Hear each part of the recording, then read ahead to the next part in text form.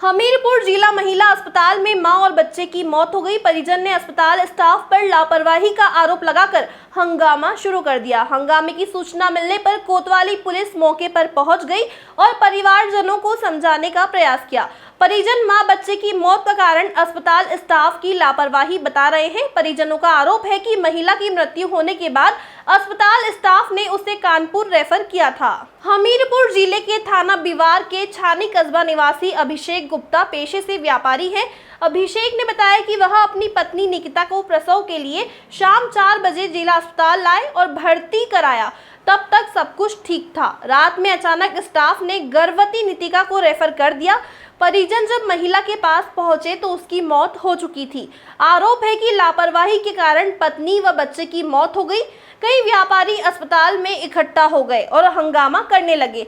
पति ने बताया कि उसकी पत्नी का पहला प्रसव था, डॉक्टर बीएसटी भी नहीं दे रहे।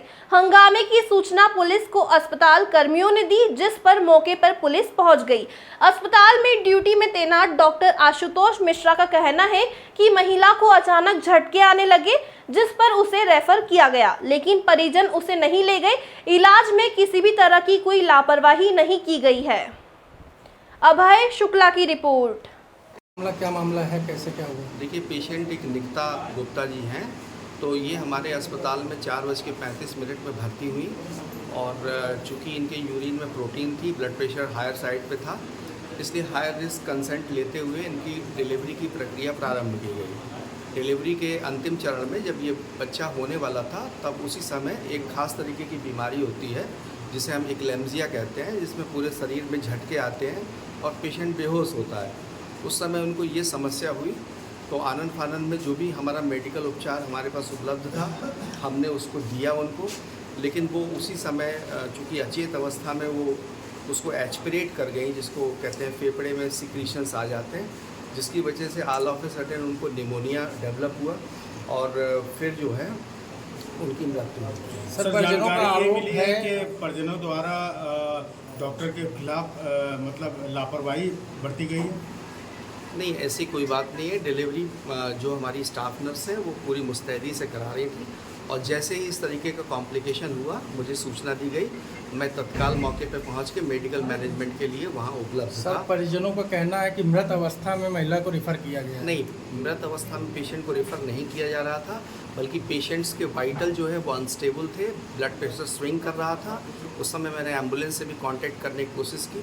चूँकि इस प्रक्रिया में जो भी समय लगा वो शायद कुछ ज़्यादा ही हो गया होगा या एक रिलेटिव तरीके से ज़्यादा हो गया होगा और उसी दरमियान जो है पेशेंट जब कोल्ड और कामी उसकी बॉडी होने लगी, तो ये हुआ कि इसका ECG करा लिया जाए।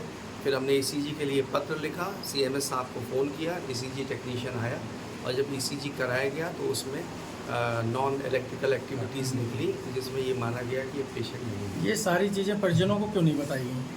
परिजनों को सारी चीज़ें बता के ही सब काम किया जा रहा था। कंसेंट उनसे ली परिजनों गई का थी। कहना है कि हमें कोई सूचना ऐसी नहीं दी गई। नहीं, परिजनों को जब उसकी सीरियसनेस के बारे में, उसके ग्रीवियंसेस के बारे में लगातार बताया जा रहा था, बल्कि उनके परिजन वहाँ महिलाएं भी थी, उनके हस्बैंड भी आए हुए थे और जब हम डायग्नोसिस मतलब उसकी डेथ के बारे में जब क्लियर हो गया तो फिर हमने वो बात भी उनको बता दी। सर, संबंधित परिजनों से हमारी बात हुई तो उन्होंने ये बताया कि उनको मृत अवस्था में ही यहाँ से निकाला गया, क्योंकि जब एम्बुलेंस में उन्होंने बैठाला है तो एम्बुलेंस नहीं, एम्बुलेंस में बैठाया ही एम्बुलेंस वालों का कहना ये रहा है कि पहले इनको चेक करवा लीजिए या हाँ, ये एम्बुलेंस में नहीं बैठाया गया, स्टेशन में थे। जी, एम्बुलेंस में नहीं इस बैठाया। मामले में क्या कहना है आपका कि यहाँ इस मामले में अवस्था में ही निकाली गई? नहीं, मृत अवस्था नहीं। ब्लड प्रेशर अनस्टेबल था, लो साइड पे था, ऑन मेडिकेशन था और हमने जिस एम्बुलेंस में पेशेंट को ले जाने की बात कही थी या प्रयास कर रहे थे, वो एडवांस लाइफ सपोर्ट सिस्टम है, जिसमें इसी तरह के रोगियों का ट्रांसपोर्टेशन होता है। क्या नाम है? हमें ये बताया गया था, हम इधर पे आए थे एडमिट करने, तो वो हमसे लिखवाया जा रहा था। पहले तो उन्होंने बताया कि अभी इनका 3-4 घंटे लगेगा, नॉर्मल निपट जाएगा, कोई प्रॉब्लम नहीं है, थोड़ा धैर्य आप रखिए। फिर उन्होंने जब हमसे फॉर्मेलिटी करवाई तो उसमें हमसे लिखवाया, तो हमने उनसे बोला भी, तो इन्होंने कहा हम आपकी पूरी सुविधा देंगे। इन्होंने ये लिखवाया कि झटके भी आ सकते। में आपसे क्या लिखवाया गया? फॉर्मेलिटी में ये लिखवाया गया कि बच्चे का वजन थोड़ा ज़्यादा है जी, ठीक, और ज़्यादा होने के कारण जो हम लोग नॉर्मल डिलीवरी करेंगे इसमें कोई दिक्कत होगी तो उसकी जिम्मेदारी है। तो हमने इनसे ये भी पूछा कि कोई दिक्कत हो तो आप बता दीजिए, ऑपरेशन का हम कर लें। आपने कैसे पूछा क्या दिक्कत है? यही सब पूरे स्टाफ साथ में ही थे, और अंदर भी कैमरा लगा होगा, उसमें भी वॉइस का मूवमेंट होगा, उसमें भी चेक किया जा सकता है। ठीक, इन्होंने ये लोग ये भी कह रहे थे कि ये सब फॉर्मेलिटी का, ऐसा कोई नहीं है, ऊपर वाले के ऊपर भरोसा रखिए। ऐसा किसने बोला कि ऊपर वाले के ऊपर भरोसा रखिए? इन्हीं के स्टाफ ने बोला। किसने बोला? क्या नाम है आपका? मेरा नाम अभिषेक गुप्ता है, उनका किसने बोला? स्टाफ का नाम नहीं पता मुझे, लेडीज थी।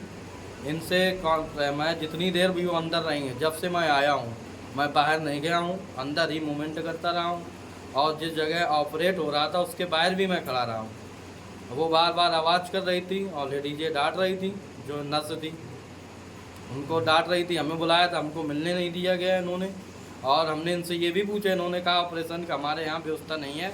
तो हमने कहा आपकी ऑपरेशन की व्यवस्था नहीं तो दिक्कत तो नहीं होगी?